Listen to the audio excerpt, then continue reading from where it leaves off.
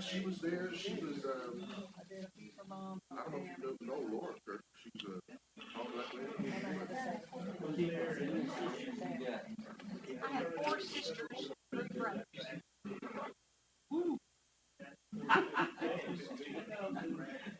I had never seen that. Yeah, this was a gift from I think she was still in. one of the sisters. But she might have been working at home. I always wanted just one sister, and I never did. No, she worked in the aesthetics area. But after a week with your sister, then you I get can't say, there. I don't know exactly, but she was in that area. Probably so, probably so. But yeah,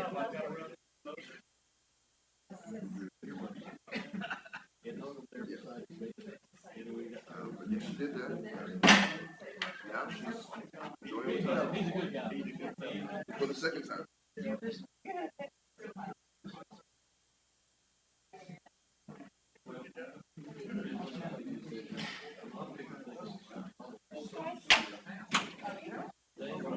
How are you? We do have like our own Good morning. You got my prize people on the front row. All right. Well, I mean, no one sits on that one anyway, so that's the real front row.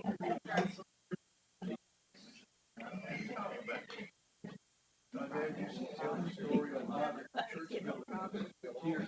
I built the first Sunday, and there's only one file of chairs across the back.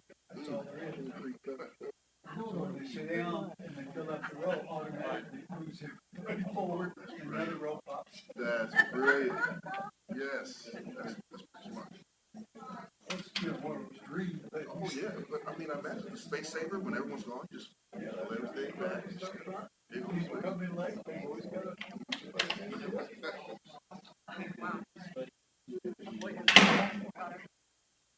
I've always.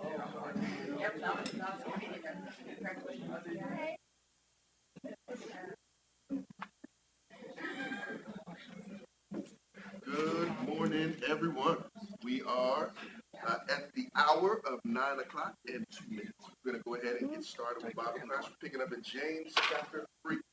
What I've been told, we're going to dive into probably 3 and a little bit of 4, unless the conversation gets really, really good. But before we do that, let us go to God in prayer. Lord, thank you so much for this opportunity today to open your word, with the purpose of studying it together. Pray, the Spirit is with us, and the things that need to be revealed can be revealed. Hearts can be opened and pricked. Minds can take in what needs to be taken in and applied in our lives. Thank you so much for the word and its ability to shed light on things. And just pray and are thankful this morning for this opportunity to not only study, but to study together, be able to sharpen each other as we love you, Lord. Thank you for your son, Jesus. It's in his name we pray. Amen. So James does not, like, you know how sometimes when you're going to talk about something, you kind of do a little small talk first, and then you get to like the thing. James doesn't do that. Like, he just hits it. And in verse 1, he goes, "My brethren, let not many of you become teachers, knowing that we shall receive a stricter judgment." Boom. Like, pow, right there. James chapter 3, verse 1, he hits us with, not everybody needs to be a teacher. And then he says something that I want us to discuss. He says, because they shall receive a stricter judgment. So let's break that down and talk about 2 parts. Why is he suggesting everyone shouldn't be a teacher? And then after we discuss that for a little bit, let's talk about the stricter punishment stricter judgment for teachers. So why shouldn't everyone be a teacher? Why do you think he's saying that? Teachers give guidance, they're the ones who are instructing. I would say that probably inwardly at their own lives to see if there was anything that was just like the priest work. They looked at blemishes that they had. And God looks upon the teacher, the one who can stand up without any type of issue or barrier.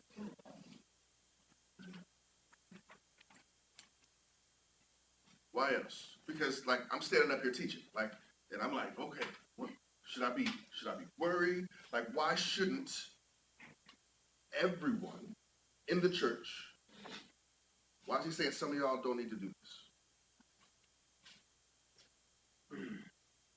I think another reason, I'm sorry, Like, it could be.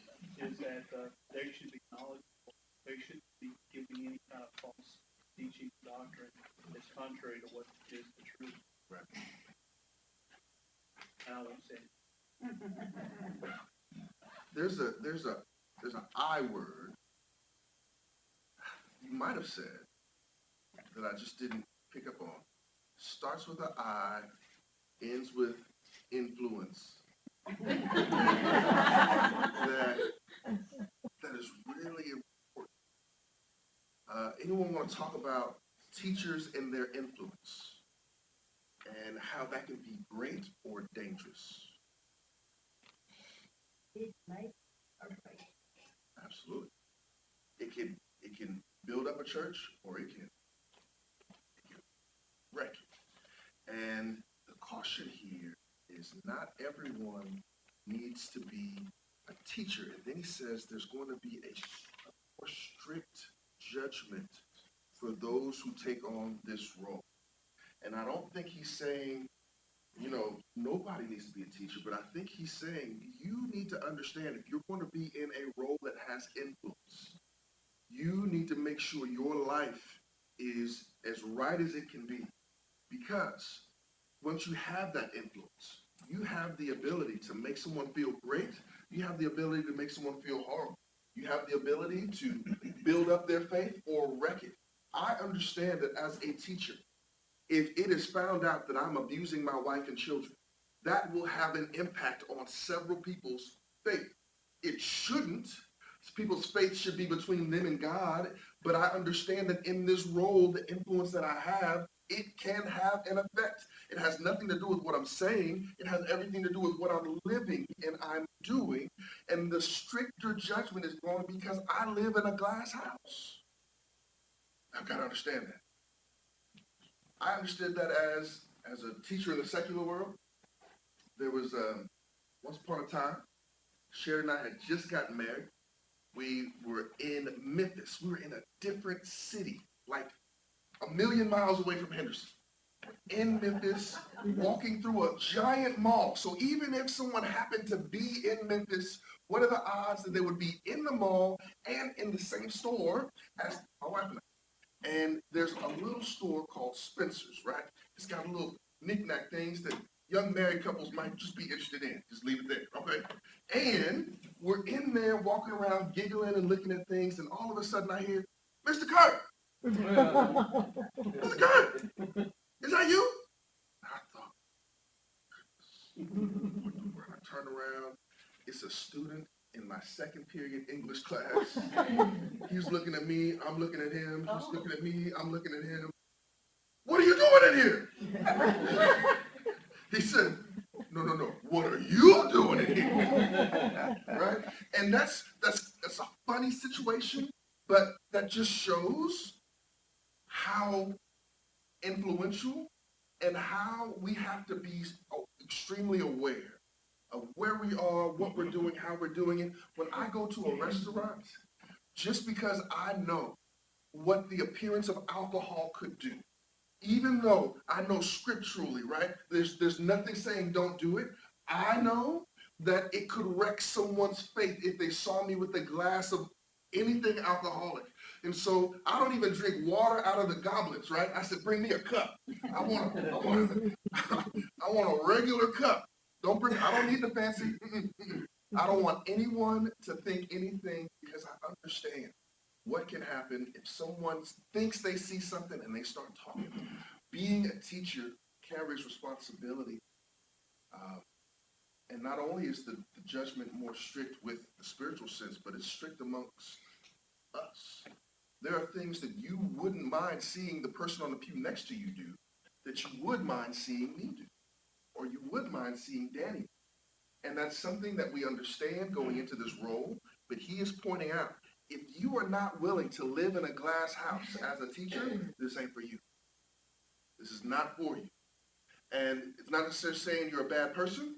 It's not necessarily saying you're evil or heathen, but it is saying that your influence is so great, even the slightest thing has the potential to wreck somebody spiritually. So understand your role and what you're doing. Then he goes on to say this in the very next portion of the verse. He says, for we all stumble in many things. If anyone does not stumble in word, stop for a moment here. Why do you think he's focusing on word when he's talking about stumbling? What do teachers do a lot of? Say it loud. We talk, right? We talk a lot. And I don't think it's a coincidence that as he's talking about stumbling, he says in the verse right after, for we all stumble in many things. We all stumble in many things. But if anyone does not stumble in word, he is a perfect man, able also to bridle his whole body. And so I am so glad for this study this morning, because there's some verses that follow that I've known, but I've used in isolation, and I haven't taken into consideration the context that it is being spoken is the context of a teacher and why or why not they should be in that role.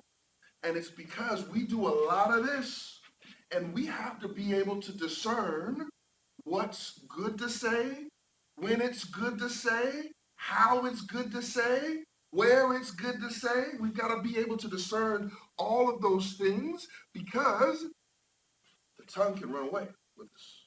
And the person that can control it is a powerful dude, because that gets even the best of us. But it's talking about us, even as teachers, make sure you got that under control. Why is controlling our tongue so difficult? Takes discipline. Discipline. Yes. Why is it so hard though? Like, why does it require so much discipline? Can't be tamed. God tells us that. Can't be tamed. Full of evil. Because the things that we care about are the things that we talk about. Oh, okay. Keep going. Yeah, keep going. Yeah, I'm trying to turn over. Because I don't think everybody is built like that, but most people have a lot more to say than things that they do say about things they talk about. And so it's easy to get in a vein and not know how to stop.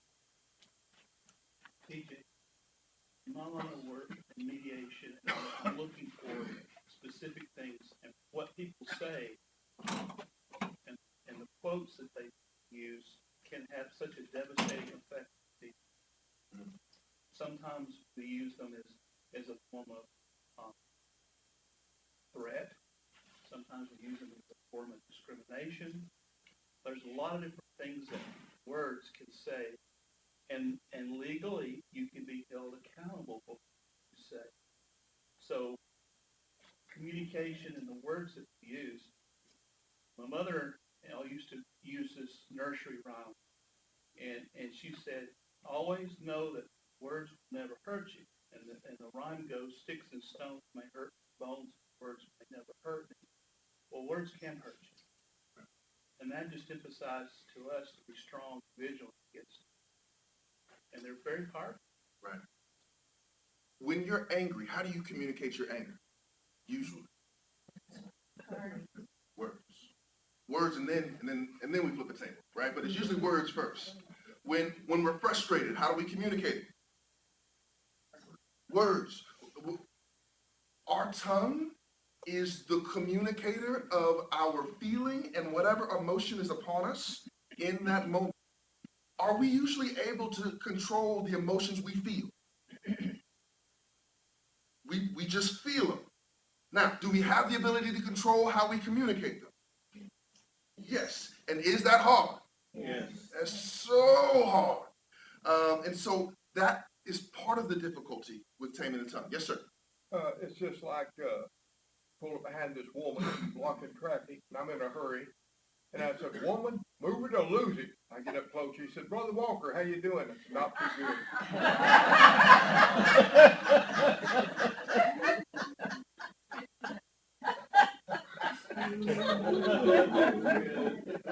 Ooh-wee.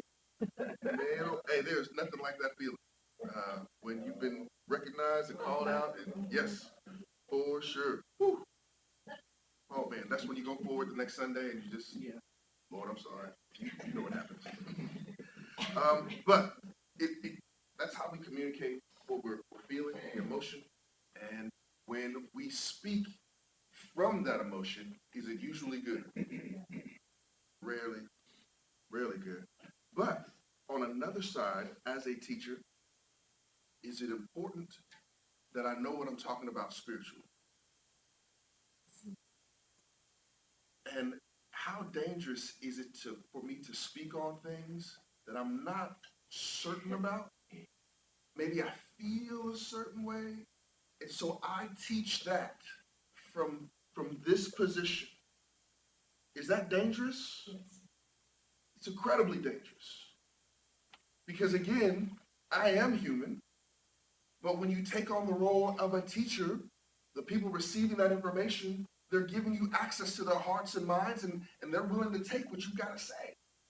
And so your tongue can be used to educate, but if not knowledgeable, if the things that you're saying don't come from a source that is reliable, you can lead people to destruction. I don't know if you've ever had a teacher that your kid has been in their class and they've come home and they've said something off the wall.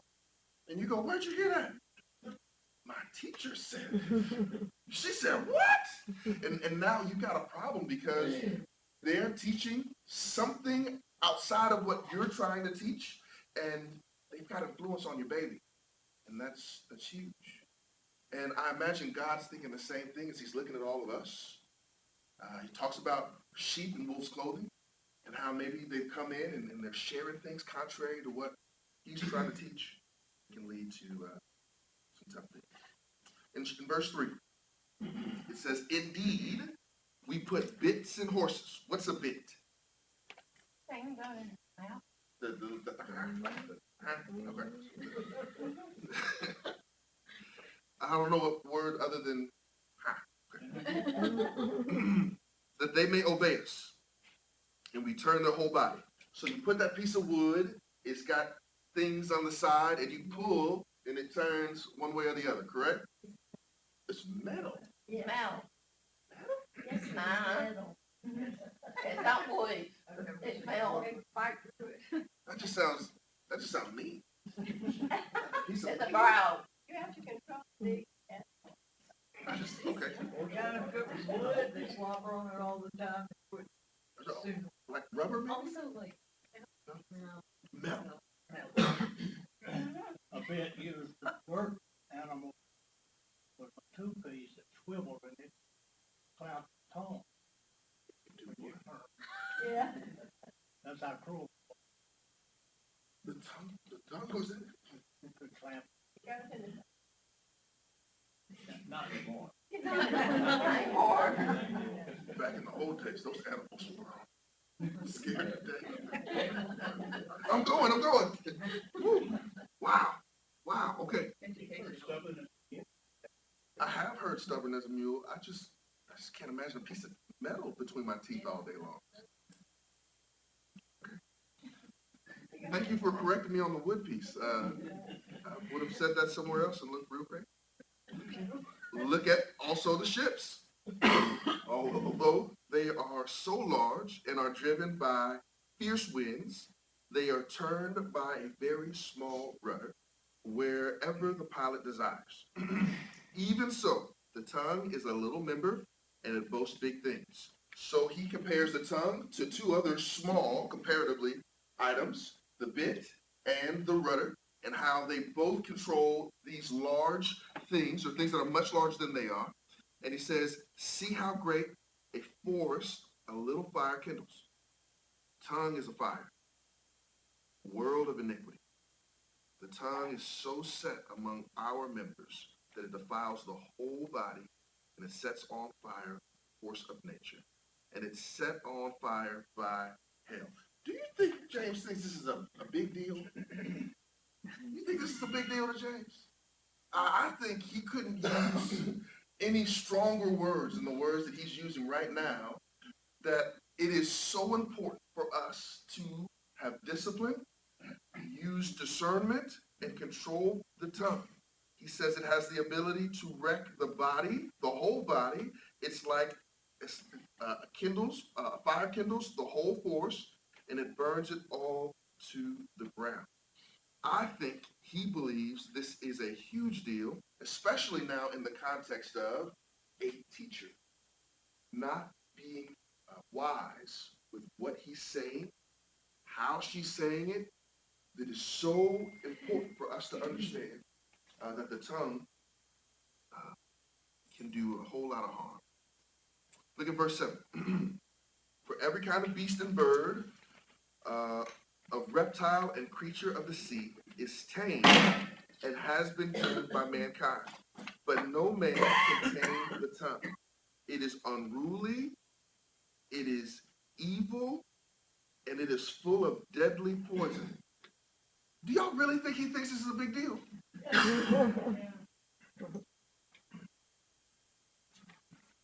Unruly, evil, and full of deadly poison. Why do you think he's responding this way to the tongue? It's out. And the hurt is there. And it never goes away. Words are devastating. Like, and even me, I can remember being talked to in a way that I didn't appreciate. And those are the words you remember most. Yeah. You know, that's the sad part. When you're hurt by words, you don't forget. You can forgive the person, but you don't forget what they said. When you get hurt by a stone or a stick and it heals, you forget about that, right? Like none of us are walking around thinking about the time in third grade Jimmy hit us with a baseball and right, that's gone. But we can remember a hurtful thing a teacher said in third grade. A hurtful thing a parent or someone else of influence said all the way back then. We can remember that like it was yesterday. I want to say something about your my daddy. I love my daddy so much. He yelled when he got frustrated. Yelled. And when I had my children and they got or they had to be disciplined, I found myself doing the same thing. And when I realized that, She's a teacher. and I was a teacher, so it's hard. Sometimes you have these terrible students. You say, when they're not there, you say, "Thank you, Lord." Right.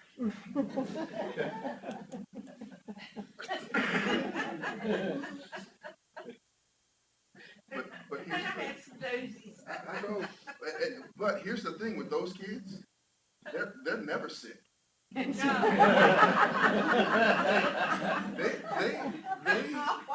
COVID didn't have nothing on those kids. They were there every day. Always. I'd be like, hey, Susie, you got COVID? Why don't you cough on Johnny real quick? Nope, okay. You are so. But he describes this tongue as evil, poison, a fire that can burn down a forest. Do now you see why earlier in the chapter he's saying a teacher is going to be judged more strict? Because of the damage that can be done if they're not in control of the tongue and the influence that they have with it. He says it can be a wreck if anybody takes on the role of a teacher. It can be a big problem in the church, in the community, in your house, wherever that is. If that person doesn't understand the devastating power of the tongue, be problems everywhere. Yes, ma'am. I don't know, I'm just thinking, so, like the whole bit thing. Oh, yeah. Yeah, that's right. But isn't the whole point, like, out of the abundance of the heart? So, of course, like, we have to utilize discernment in speech. But if what's in your heart is wrong, how are you gonna control your tongue, no matter what you say, if what's in your heart is wrong? Because we talked about emotions earlier. We talked about how they can pop up. And we can speak during that period, or we cannot. And what I found is in all of us, there can be moments where if we were to speak, it wouldn't be kind. The discernment is, let's give this some time. Let's pray. Let's forgive. Let's try to work on it and then speak about it. And so it can be a temporary heart issue that we're trying to wait out. And again, there's responsibility on us to try to do it. There are times that I am thankful Sheridan walked in the other room and didn't say anything after I did something really dumb. She came back and just said, I love you. I just need you to not do that. And I went, okay, I got you. Whereas if she had spoken that moment, I'd probably still be in the fetal position crying, right? She would have said some things that were really hurtful.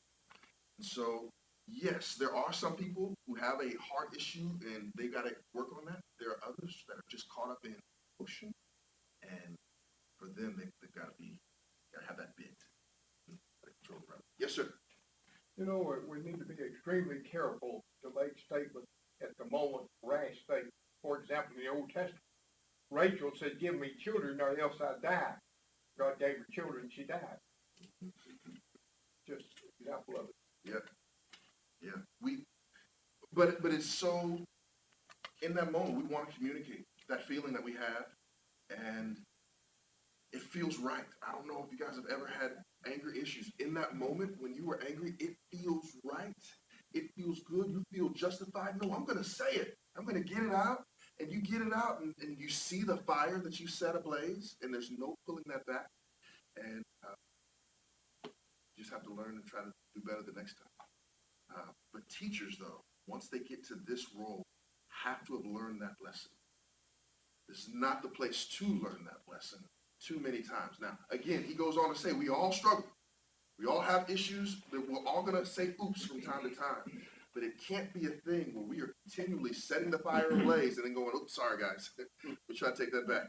We do it again. And then next week, I'm doing it again. Yes, sir. I think about Jesus and the wilderness and Satan's tempting him. And he had every right to become angry and upset. But what he told him was to get kindness, for it was written. And a lot of times I try to find myself when I know that I'm being tempted, and that is a temptation, to speak out and not think about what's, is use the same tactic as Jesus to stop, think about what's going on, then let it go. And that's the best teacher I've seen when it comes to bridling my tongue. Because I get in situations sometimes I want to say what I want to think, but I can't. Because it's just not right. And so I think what you just said is part of the answer for me. Yes, I have to let it go, but I've got to deal with it too. Right? Because if I don't, and I do this repressive thing where I let it go and I just don't talk about it, and everything feels good and it's all sunshine and rainbows, we're fine, and then someone says that thing that triggers all of that, it's amazing how quickly that whole feeling can come back. And there I am right there in the middle of it. I have to get closure. And once I'm in a better place, have that conversation, deal with it, get it behind us, and then it's done for me. Does that make sense to anybody? Okay. Look at verse 9. With it, and he's speaking about contradictions here, we bless our God and Father, and with it, we curse men who have been made in the similitude of God. Out of the same mouth proceeds blessing and cursing. My brethren, these things ought not be so. Does a spring send forth fresh water and bitter water from the same opening? Can a fig tree, my brethren, bear olives, or a grapevine bear figs? Thus no spring yields both salt and fresh water. He makes a good point here. He says, you're either this or you're that, but the mouth has the ability to do both. And as a teacher, we can't be playing both sides of the fence here. We've got to be the one thing, we've got to live it, we've got to speak it, we've got to try our best to be it. And he's pointing out this thing. We can't be here in church on Sunday praising God, talking about how good he is and all of that good stuff, but then come Monday, I'm cursing people out at work. And again, he's being very direct. He's not beating around the bush. He's not any of that stuff. He's speaking the truth. Now, I'm going to make this real for the young men in the room and the men in the room who like to play sports. And maybe the young women. And in my mind as a young person, I thought the sports field was its own, it's not the world. It's its own. I can say what I want to say here because it's part of the game, right? And it's not. And I remember I let something go a little bit too close to the earshot of my mama. I don't know if anybody else has done that. Dad was like, oh, that's part of Mama wouldn't have. We can feel like there's certain parts of our life that are hedged off to where, no, I can say what I want to say here. There was oh man, I just tell too much. But I still remember those days getting my mouth worked out with soap. well, I used to be bilingual.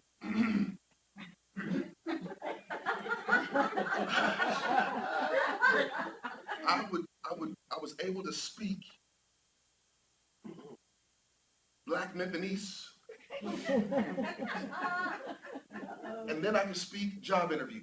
Y'all understand what I'm saying?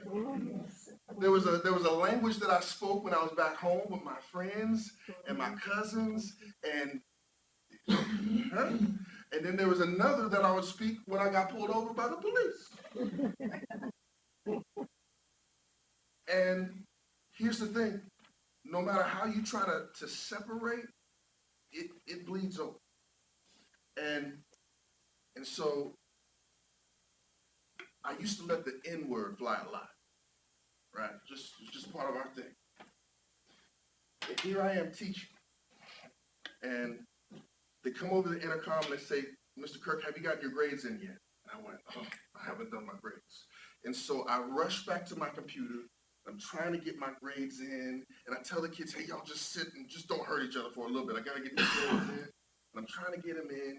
And I had Sharon's cousin in class who just had a familiarity with me. And so he was sitting in front of my desk. And he kept going, Mr. Kirk, Mr. Kirk, Mr. Kirk, Mr. Kirk, Mr. Kirk. And I ignored him for a little bit, and then finally I stepped up and said, what, Nick? And I went, oh. And he looked at me and went, oh, you get fired. And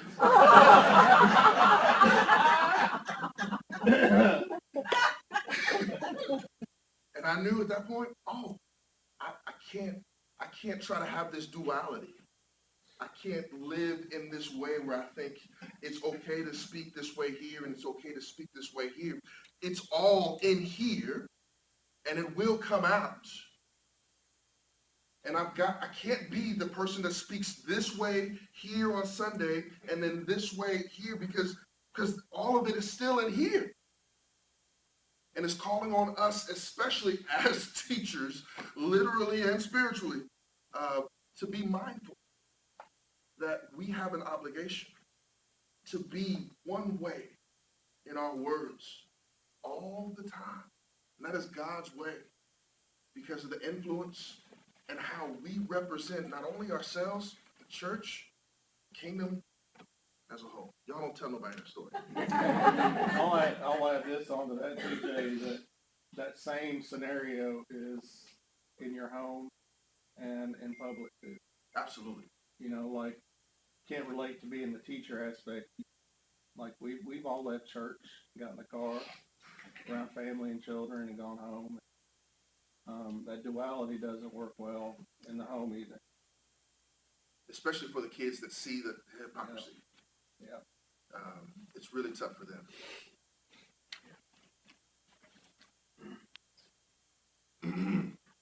All right, let's look at verse 14. Y'all, please don't tell nobody this story. But if you have bitter envy and self-seeking in your heart, do not boast and lie against the truth. This wisdom does not descend from above, but is earthly, sensual, demonic. For where envy and self-seeking exists, confusion and every evil thing are there. Okay. Did I skip something? Yeah, I did. Let's go back to verse 13. Who is wise and understanding among you? Let him show by good conduct that his works are done in meekness and in wisdom. And then it goes on to say, but if we have bitter and envy and self-seeking in your heart, do not boast and lie against the truth. I appreciate James for calling out things for what they are. And for me, and maybe even everyone else in this room, I don't always put the proper name on what something is. And so if I were to say, you know, I'm struggling with, I don't know, self-seeking. Would you call that demonic?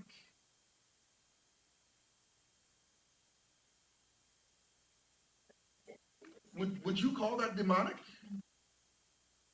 I wouldn't naturally call that demonic. I mean, demonic, like I say something's demonic, I'm thinking like exorcist stuff, right? You know, spinning heads and projectile vomiting and all of that stuff. I'm going, that's demonic right there. No. Me being self-seeking, me being envious and letting this tongue fly, that's demonic and evil.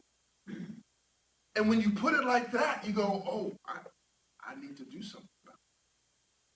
When we give tissue paper names for things that are hard and real and evil, we don't do ourselves any favors. And I appreciate James' bluntness for just calling out what it is. Because by him doing so, it forces us to go, oh man, this is a bigger deal than I thought. Maybe this is something I do need to start working on right now, rather than putting off until. Again, he says, for where envy and self-seeking exists, confusion and every evil thing are there. He also says, this wisdom does not descend from above, but it comes from the earth. It is sensual. It is demonic. How does that hit anybody else? Well, it goes against our nature as a person created in God's image. We have integrity, character, moral value. Those things go against everything of that. It deteriorates our self-image. It deteriorates us in being in the sight of God and embodying what we're supposed to as his children. And wow, it just tears us apart.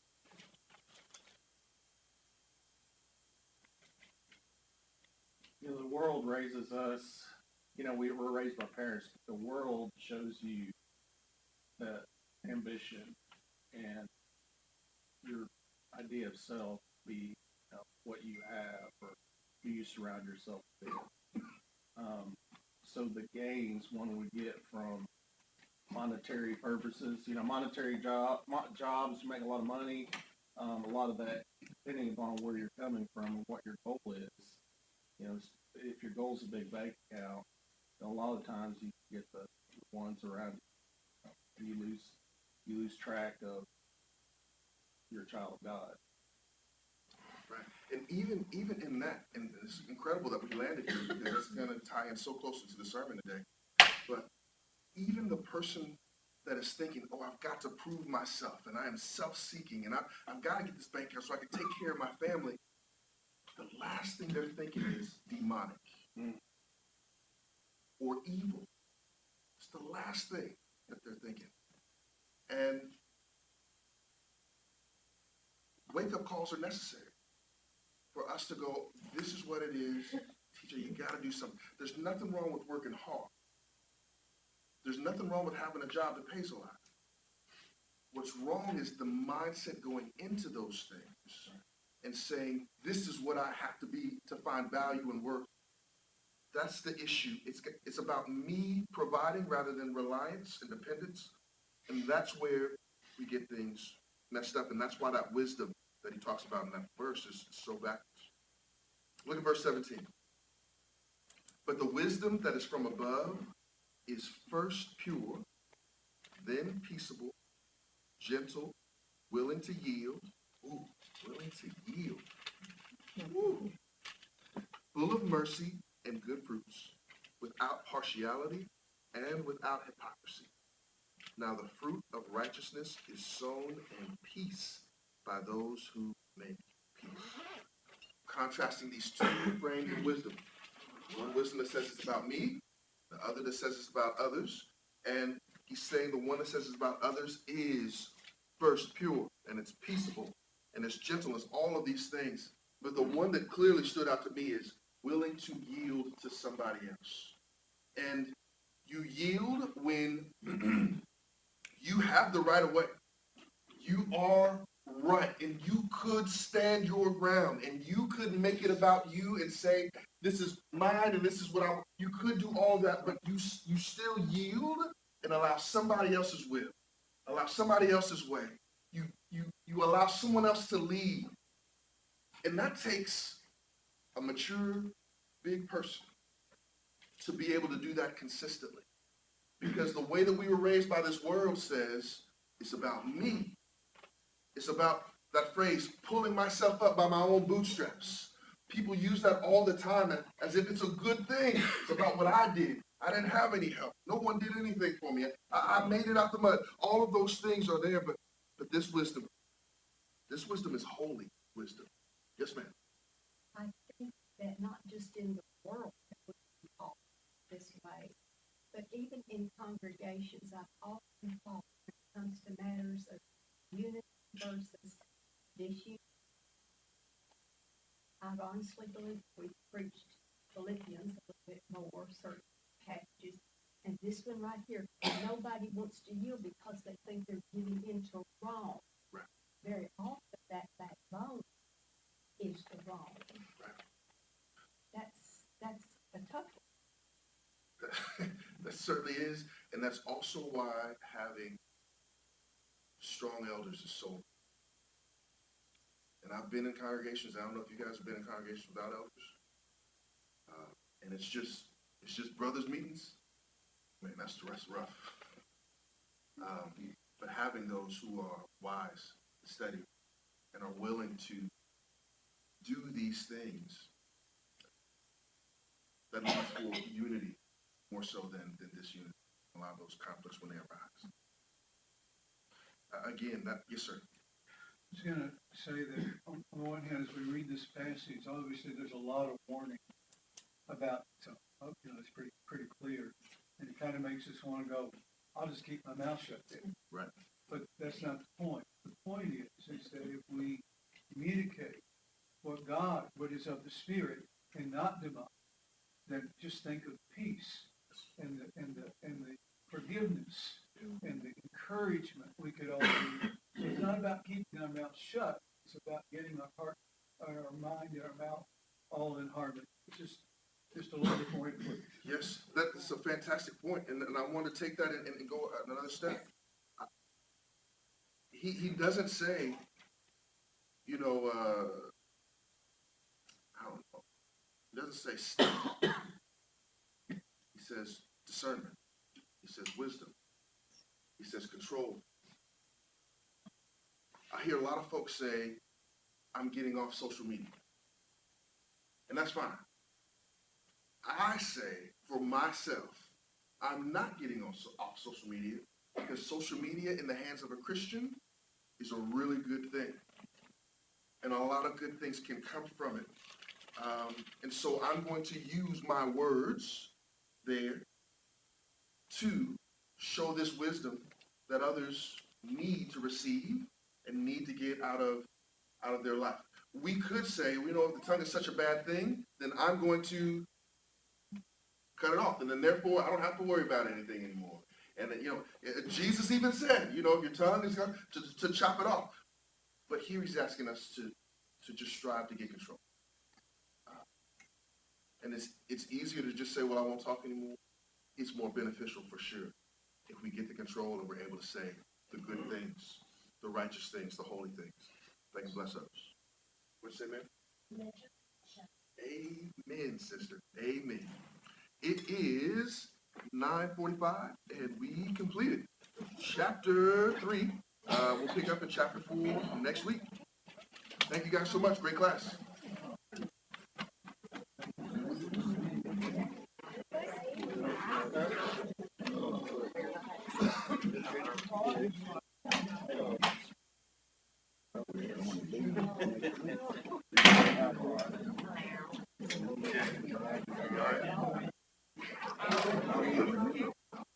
Sure, I'm committed to that. I'm willing to commit to anything at this point.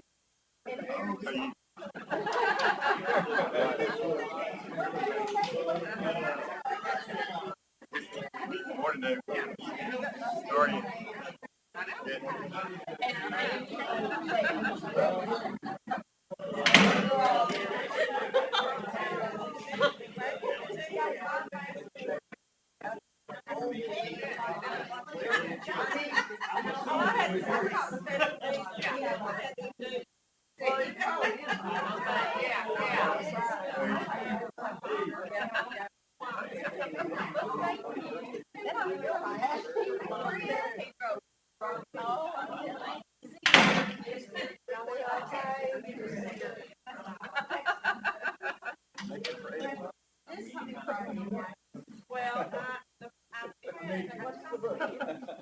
We'd love to have you come back.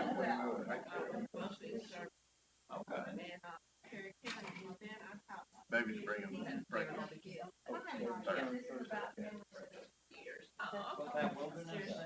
It includes breakfast.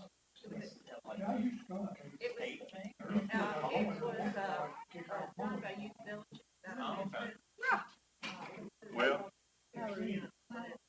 not as coming back. It was up in the woods. Well, Guys did. Mom called, grandma called, aunt called. I learned a lot. She can't I get it. learned a lot. It was very, I had a lot of, it was a I gotta get out of here. So, I don't know. I told her, Donnie, it's gonna be hard. One of them will be over there. She's called me.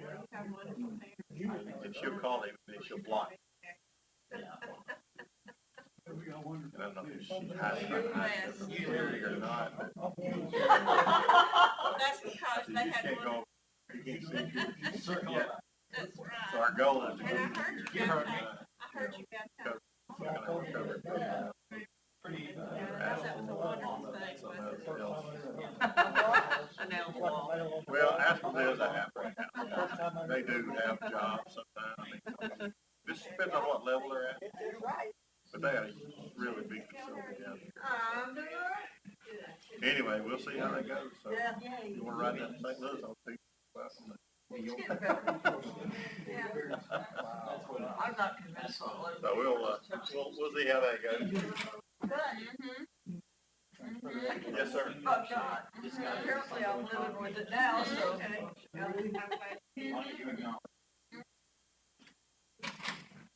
All right. We need to get in there so we can like have a place to do it. All right. Oh, of course.